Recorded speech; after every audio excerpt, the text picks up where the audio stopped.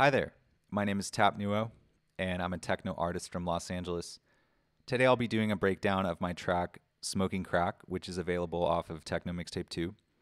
And this record is definitely like a minimal acid type vibe. I wanted to make something that I could start a mix off with and have the option of going into either territory. So for sake of example, let's just hear the master real quick.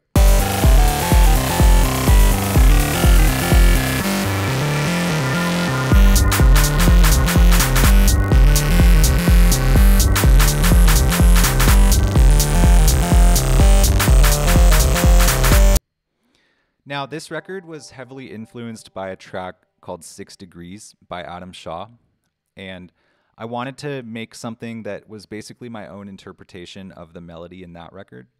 So what I did is I opened up Logic, actually, and I opened up the MIDI window in Logic and used that 6 Degrees track as a reference. And then, just started drawing in different melodies and seeing what I could come up with that I felt comfortable with. And then once I got an idea down, just using like a stock synthesizer, just like a preset, and that was really just to hear what the notes were sounding like. Once I got a melody down, I loaded that MIDI clip into Pro Tools because it's easier to write MIDI in Logic than it is in Pro Tools. But it's all MIDI, so it all works anywhere. So I loaded that into Pro Tools, and then I loaded in the expand instrument, which is one of the few instruments in Pro Tools that I have, but it has fantastic sounds. And I was just going through some of the presets and seeing what I liked. And I found one that I was, I was like, okay, we could start with this. So let me show you that real quick.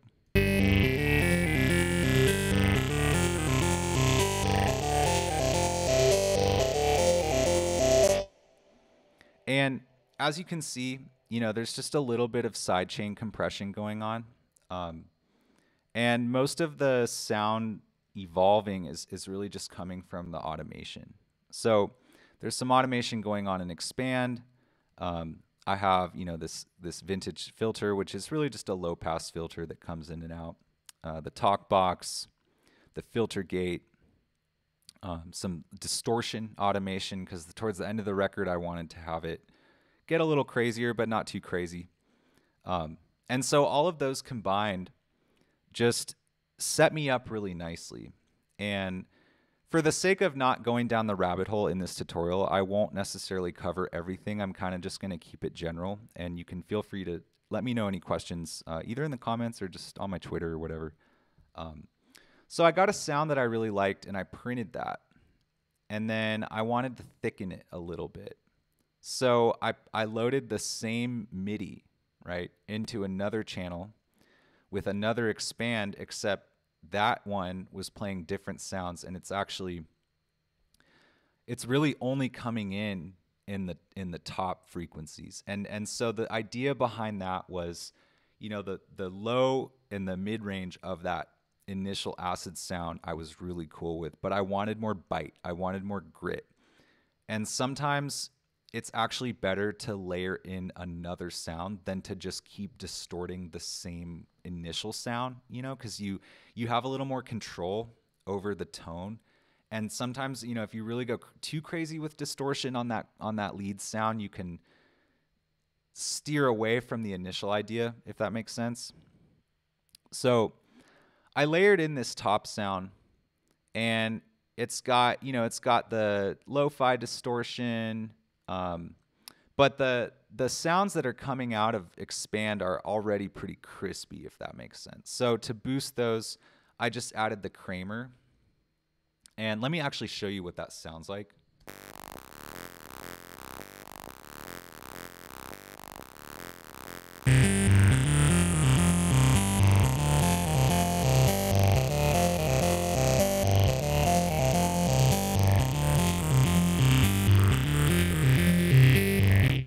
So as you can see, when I bring it in and out, it's not much, but it's enough that on smaller speakers and even on a big system, you're going to notice that little extra grit, that extra crispiness. So these two here are pretty much the main part of the record. So what I did then is, and honestly, let's bypass these just to save some CPU. So I printed those out, right, into one track. And then the only other automation I have is at the very end, I have this lo-fi coming in, and you'll see like,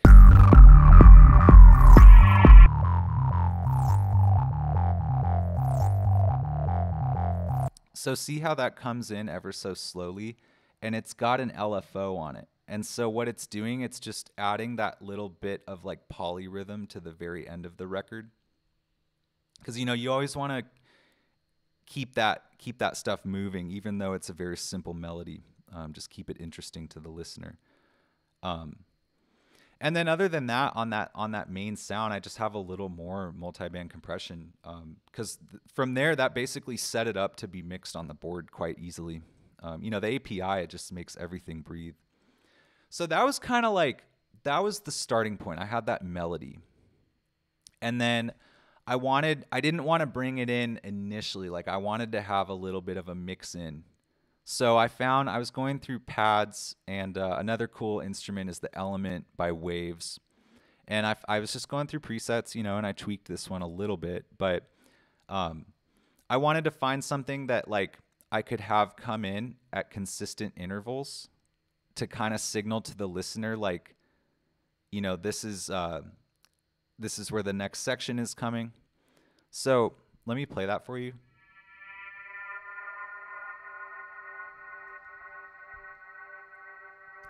And all that's doing, it's just playing one note. And I did draw this in Pro Tools because, I mean, writing all kinds of, you know, melodies and whatnot in Pro Tools is complicated in the MIDI, but one note is no problem. So I threw that in, you know, and then did a little bit of sidechain just to get the kick to cut through a little more. Little bit of more multi-band compression. You know, the Kramer, boosting the top quite a bit and boosting the mids also a little bit. And then this one, I widened it quite a bit because the main sound is definitely more mono. So I wanted the pad to kind of sit behind that. And then I did a little bit more image processing in the studio. I think I used a plugin by Waves called Center, which allows you really just to further carve the stereo image to your likeness. So those two are kind of the foundation, right? And then from there, the kick. And I'm almost certain, don't exactly quote me on this, but I'm almost certain that I used just a stock kick from I think it was the D Unity sample pack. And I'm not even gonna cap. I don't usually do that, but I liked how it sounded. It had like a tone in it that I couldn't get in another kick. But if I'm not mistaken, I think I shaped it a little bit. I think it has more of a tail, and I just shaped it a little bit so it's more of a punch instead of a boom. Now, as far as the sub goes, the sub was pretty much the technique that I use in a lot of my stuff. I would say about 90% of the material I make, the sub is just a sine wave.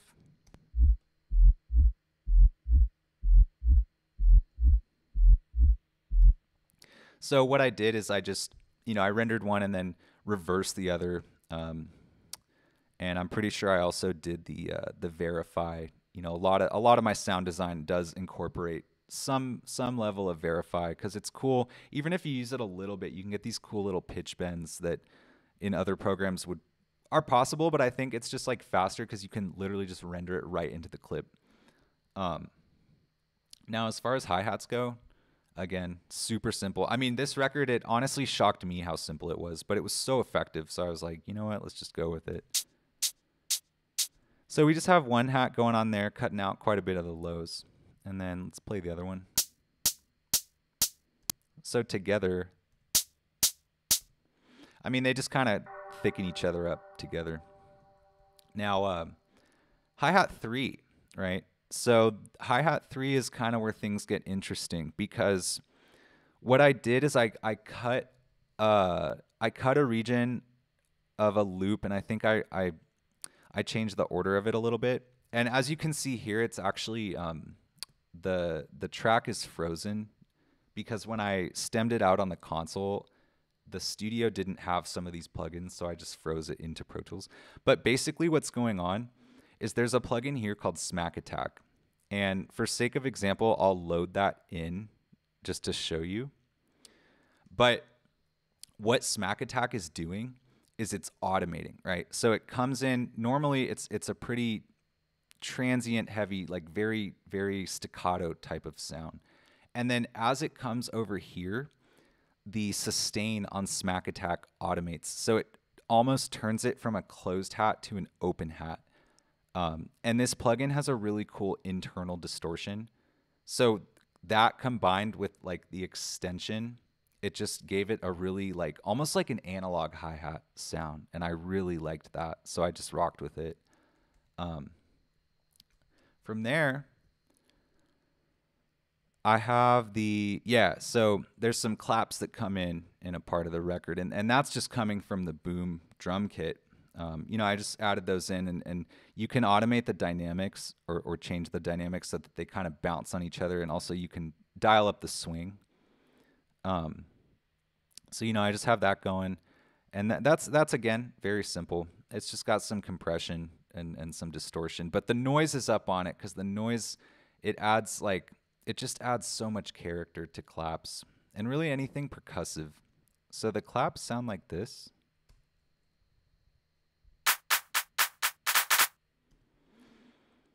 And those only come in for a short section, but they kind of like take the energy up from that second drop.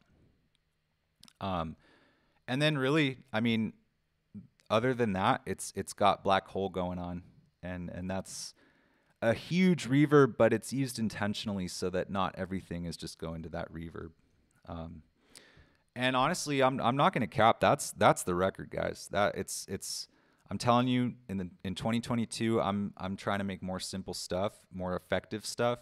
That's kind of what I've realized, and that's not to say that like I'm not being intentional, because you can have like a couple tracks open and just be messing around, but you want to like ask yourself, why am I adding this to the record? And then once you start to add a lot, I oftentimes will add things and then ask like, does this even need to be here? And I'll try and strip it down to its absolute core. And that's something that I know that Sion talks about a lot. And if you listen to, I think it's Capital Crime Wave, that album by Sion, a lot of that stuff is like stripped down raw to the core. And that sound is a little more warehousey. It's a little more modern, but it's still minimal, and I think I connect so much with minimal because it's like a thought experiment, right? It's like, how much can you do with only a certain amount of things? And that's the other thing is like, I kept it simple because I knew that I was really going to drive a lot of this analog. Like this particular record, I added a lot more analog distortion than I normally do. So I kind of knew that would fill in those harmonic spaces. But yeah, I mean, feel free to, like and subscribe the video, to my channel. Hit me on Twitter, send me a message, hit me on Instagram, all that. Hope you guys have a great new year, and thank you.